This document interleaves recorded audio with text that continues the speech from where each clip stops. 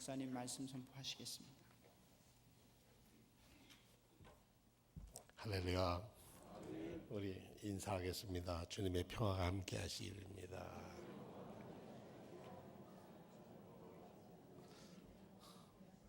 낯선 분이 있으면 좀 다정하게 더 해주셨으면 좋겠어요.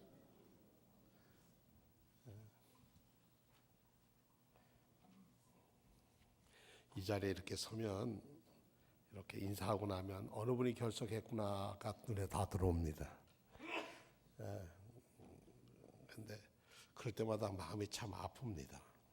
그래서 다 있는 곳에서 하나님을 다 경외하는 마음으로 있겠지, 그런 생각을 가지면서 우리 구약에 하나님 마음에 합한 사람 중에 한 분이 다윗이라는 분이 왕이 있었는데, 그 다윗 왕이 마지막 좀 나이 많아서 쓴 시가 23편입니다.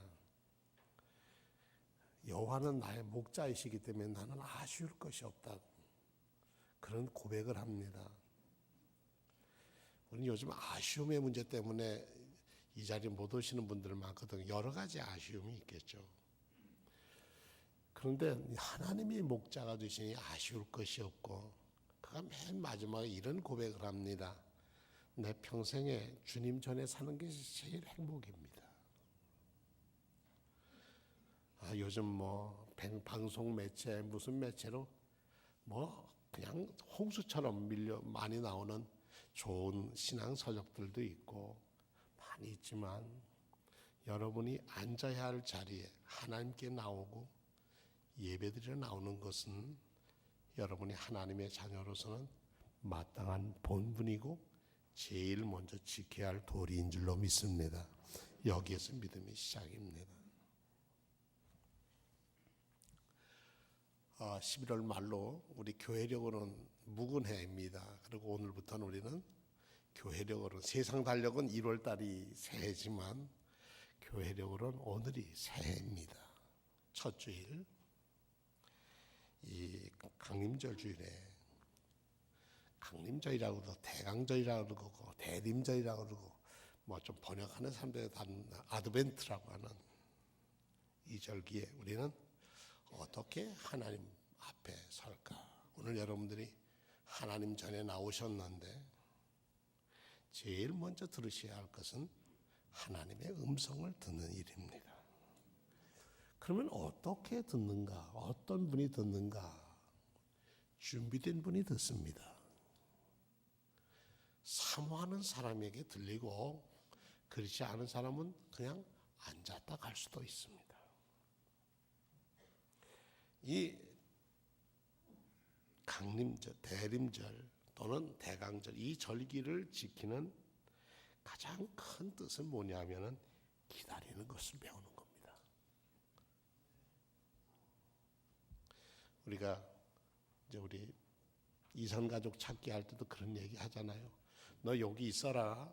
근데 거기 기다려야 하는데 그거 기다리지 않고, 기다려도 안 오는 분도 있었지만 기다리지 않고 움직였다가 손을 놓치면, 그러면 30년 40년 잃어버리는 거예요. 주님의 오심을 축하한다는 것은 어떻게 기다린가를 배우는 그런 때입니다. 그러니까 12월의 첫 주일은 카톨릭 교회든 동방정교회든 우리 개신교회든 예수를 믿는 사람들이 교회의 역사는 기다리는 거예요. 오늘 들어오시면서 뭐 강대상에 초가 하나 켜졌네. 다른 날은 둘이었는데 왜 하나일까? 이 말씀도 드리려고 합니다. 이 시대가 참 참을성이 없는 시대가 됐습니다. 아주 과학이 발달하다 보니까, 눈부시게 발달하다 보니까 요즘은 컴퓨터를 이렇게 켜고 빨리 뜨지 않으면 그거는 고물이라고 생각합니다. 빨리 뜨지 않는 이유가 여러 가지가 있겠지만 어쨌든 기다리기가 참 복잡해서, 그래서 어떻게 하면 더 빨리 탁 치면 나오고 치면 나오고 이래야 사람의 직성이 풀리는 그런 시대에 우리는 살고 있습니다. 또 기다리지 못해서 어떤 방법으로든지 과일을 키워가지고 사실은 겉쪽만 비슷하면 된 줄 알고 시장에 내파는데 먹어보면 제철 과일 같지가 않습니다. 실망합니다. 그 과일의 충만한 약속은 그 시간이 필요합니다. 그래서 가난한 시절에는 하지가 돌아오기를 참 기다렸습니다. 왜냐하면 하지 때가 되면 감자가 나오거든요. 하지 감자가 나오면 배고픔을 해결할 수가 있었습니다. 그러니까 때가 돼서 기다려야 하는데 구원도 때가 있습니다. 내가 주님을 만나는 것도 때가 있어요. 어떤 분은 빨리 만나는 분도 있고 어떤 분은 더디 만나는 분도 있습니다. 그러니까 이 기다린다고 하는 것은 우리 신앙생활 하는데 우리가 가져야 할 성품입니다. 그리 아니하실지라도 나는 기다립니다. 기다릴 수 없는 사람은 기다림의 축복을 잃게 됩니다. 그래서 약속이 성취되는 것을 맛보지도 가지도 못하게 됩니다. 기다리며 찾는 시간을 놓쳐버리는 잘못을 범합니다. 사람에게는 참을성의 척도는 그 사람의 인격과 맞물린다고 얘기합니다. 그 사람이 얼마나 인내하는가, 그것은 그 사람의 인격이라는 겁니다. 자칫하면 누가 말 한마디 하면 그것이 그 뒤에 것은 들어보지도 않고 감정에 격쳐서 그냥 자기가 속에 있는 것 쏟아놓으면 참 말해놓고도 허전해져 버리고 맙니다. 기다리며 사는 사람들은 그 사는 방식이 말씀이 육신되어 이 땅에 오신 예수님의 탄생을 기다리는 것만은 저나 여러분이나 마찬가지일 겁니다. 그냥 달짜가 가니까 12월 25일 크리스마스가 아니라 이 땅에 참빛 생명으로 오신 주님을 기다림으로 가는 사람과 날짜 지난 것을 계산하는 사람과는 다르다는 겁니다. 기다리며 배우는 사람은 사실에 사는 방법이 좀 불편합니다. 오직 영혼으로 고뇌하는 사람에게 기다림은 축복일 수가 있습니다. 하나님이 오시는 날, 하나님이 인간돼서 오시는 날이 바로 성탄절이기 때문에 그렇습니다. 그래서 오늘 우리는 어둠에서 빛을 받는 첫 번째 초를 핍니다. 근데 이 초의 색깔이 진보라색입니다. 이 색깔은 우리의 생각이 어둡다, 세상의 종말을 경고하면서 주님의 오심을 깨어 있어라, 그리고 불을 피웁니다. 이제 다음 주가 되면 또 하나의 초가 켜지는데 저 초보다 조금 밝아지는 초를 킬 겁니다. 연보라색이나. 이것은 요한이, 세례 요한이 세상 죄를 지고 하나님의 어린 양이 온다는 것을 예고합니다. 그렇기 때문에 색깔이 밝아집니다. 세 번째 칠 때는 더 분홍색 빛에 가까운 초를 킵니다. 이거는 주님의 탄생이 가까웠다, 그런 뜻이고, 마지막 4주째는 성탄절 날은 흰 초를 킵니다. 그것은 이때 참빛이 왔다. 그래서 옛날에는 촛불을 켜면서 이런 기도를 했습니다. 이제 인도자가 여러분들에게 얘기하는 겁니다. 밤이 길어지고 낮이 짧아져 우리는 이 빛과 푸른 잎을 바라보며 이 세상에 주신 하나님의 약속을 기억합니다. 우리의 빛, 우리의 희망이신 그리스도는 오십니다. 여러분, 이사야의 말씀을 기울이십시오. 어둠 속에 헤매는 백성이 큰 빛을 볼 것입니다. 캄캄한 땅에 사는 사람에게 빛이 비춰올 것입니다. 당신께서 주시는 무한한 기쁨, 넘치는 즐거움이 곡식을 거둘 때의 즐거움 같고 전리품을 나눌 때의 기쁨 같아 그들이 당신 앞에 즐거워할 것입니다. 그러면 이제 회중이 함께 기도를 합니다. 됐네요. 나오네요. 자, 한번 함께 읽어보시겠습니다. 시작. 오 하나님, 기뻐하며 우리는 예수님의 약속을 기억합니다. 이 초에서 나오는 빛처럼 그리스도의 축복이 우리에게 내리시어 우리 길을 밝히시고 당신의 진리로 우리를 인도해 주소서. 우리가 간절히 기다리오니 이 세상 어둠 속에 그리고 우리에게 예수님의 생명이 내려주셔서 우리 주 예수 그리스도의 이름으로 기도합니다. 아멘 하고 예전에는 줄을 켰습니다. 초대교회에서부터 내려오는 교회의 전례입니다. 이렇게 촛불을 하나 켜면서도 기도하고 켜고 함께 기도하면서 켜고, 그래서 어둠을 밝혔습니다. 복음서 중에 마태복음과 누가복음만이 예수님의 태어남을 이야기하고 있습니다. 그런데 이 예수님의 태어나는 그 상황은 아주 두렵고 떨림에 아구스투스라는 로마의 황제가 지배하고 있었던 식민지하에 있었던 우리 유대 땅은 모든 사람에게 호적을 정리하고 주민등록을 다시 갱신하라고 확인하라고 명령을 내립니다. 이 호적법이라는 것은 무엇을 하기 위했냐면 세금을 매기기 위한 겁니다. 어떻게 하면 그래서 세금 중에 제일 오래되고 무서운 죄는 여러분들 주민세입니다. 인두세라는 겁니다. 사람의 머릿수대로. 그런데 아주 나쁜 시대에는 죽은 사람들까지도 받아갔습니다. 우리나라도 그런 적이 있습니다. 뭐 죽은 아이까지 세금을 받아가는 그런 나쁜 시대도 있었습니다. 그러니까 아구스투스라는 로마는 어떻게 하면 팔레스타인과 유대에 착취할 거냐, 더 많은 것을 군비로 뺏어갈 거냐를 생각해서 인구 소사를 시켜서 전부 다 움직이지 않으면 그거는 반역이니까.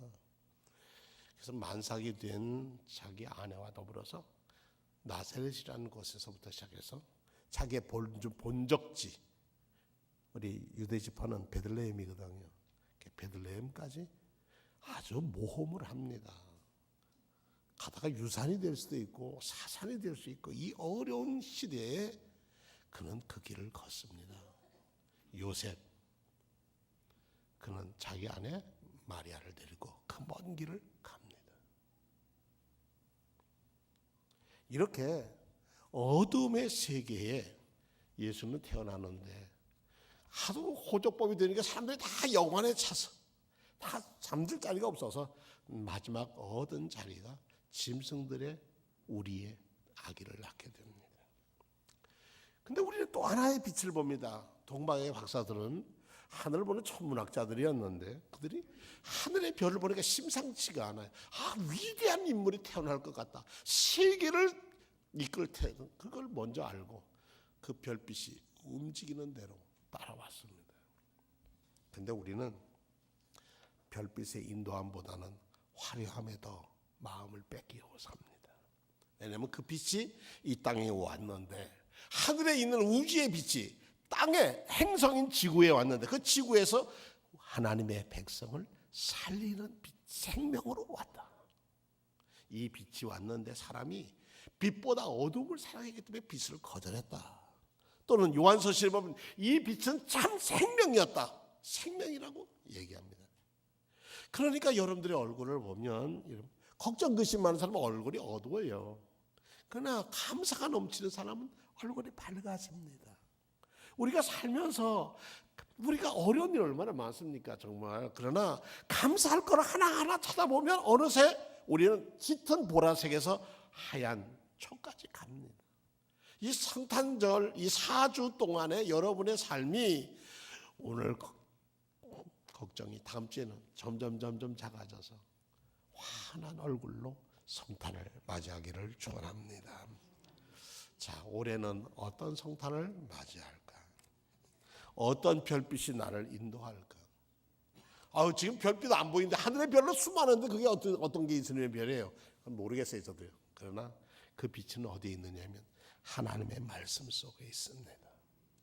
여러분 말씀 속에서 생명으로 빛으로 오신 주님을 만나시기를 축원합니다. 그 주님이 찾아오신 절기가 대강절, 강림절, 대림절 이 날입니다.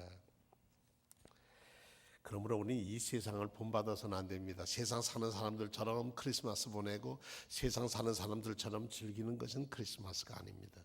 크리스마스의 주인공은 누구냐면 예수님이십니다. 그런데 예수님은 잊어버리고 즐기는 것만에 관심이 있습니다. 크리스마스 장식을 제일 먼저 하는 곳이 어디인지 아십니까? 저는 수원에서 크리스마스 제일 장식 먼저 하는 것, 제가 본 거는 백화점이에요. 그 사람들은 뭐에 관심이 있습니까? 더 많은 것을 수익을 낸 게 관심이 있습니다. 우리의 성탄절은 이 땅에 오신 그리스도의 사랑에 관심을 둡니다. 그러므로 우리는 크리스마스는 사랑하고 베푸는 날입니다. 그래야 예수님이 저희의 어둠의 자리도 찾아오실 수 있다는 것입니다. 그래서 초대교회로부터 우리 교회 모든 식구는 이때가 되면 기도의 제목이 마라나타 이렇게 기도합니다. 따라합시다. 마라나타. 이 마라나타라는 말은 우리 성경책 다음에 나온 책 중에 신앙 서적 중에 아주 고귀한 우리 기독교 문화사의 디다케라고 하는 책인데 그것은 12사도의 가르침을 쓴 책이 있습니다. 디다케라는 게 있는데 두껍지 않습니다. 우리 보통 책으로 하면 몇 페이지 안 되는 책입니다. 12제자들이 예수님한테 배운 것을 요약해서 또 가르쳐 준 거예요. 거기에 이렇게 나옵니다. 제가 디다케라면 우리 성경이 없기 때문에 찾아왔습니다. 10장 5절에서 6절. 주님, 당신의 교회를 기억하옵소서. 악에서 교회를 구하시고 교회를 당신의 사랑으로 완전케 하소서. 또한 교회를 사방에서 모으소서. 거룩해진 교회를 그들을 위해 마련하신 당신 나라가 오게 하소서. 은총은 오고 이 세상은 물러가라. 다윗의 하나님 호산나. 어느 누가 거룩하면 오고 거룩하지 못하면 회개하라. 마라나타 아멘. 주여 오소서 아멘.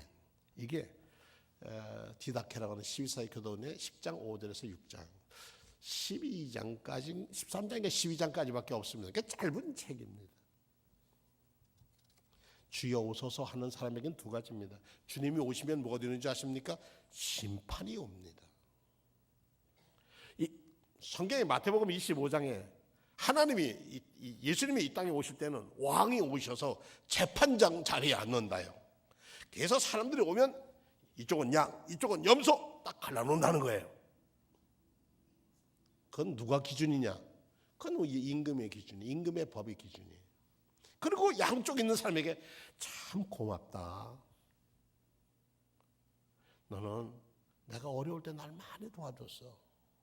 그랬더니 그 양쪽에 있는 사람들, 아이고요, 저희는 그런 거 한 적이 없습니다. 어떻게 임금에게 어떻게 감히? 그러니까 아니야.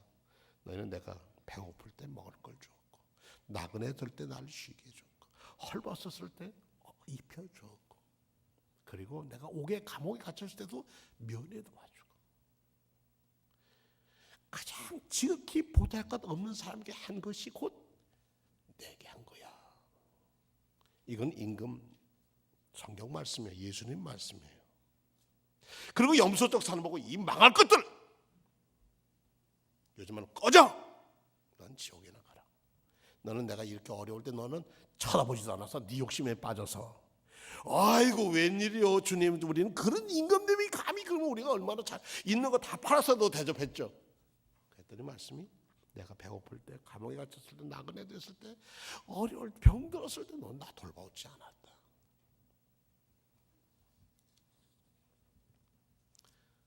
지극히 보잘것 없는 사람에게 하지 않은 것이 내게 안 한 거다.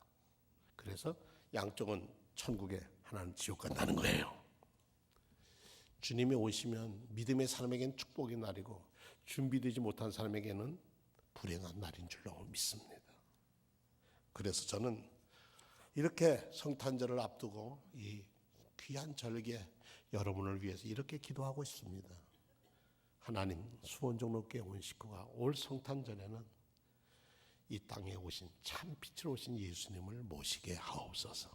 각 심령에, 각 가정에 욕심 부리는 게 아니라 정말 하나님을 주인으로 모시고 사는 사람들에게 하늘의 평강으로 채워주옵소서.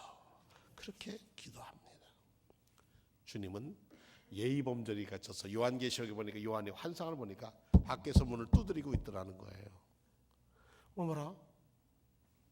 근데 하시는 말씀, 내가 문 밖에서 두드리노니 누구든지 내 음성을 듣고 문을 열면 내가 그에게로 들어가 그로 더불어 먹고 그는 나와 더불어 먹으리라.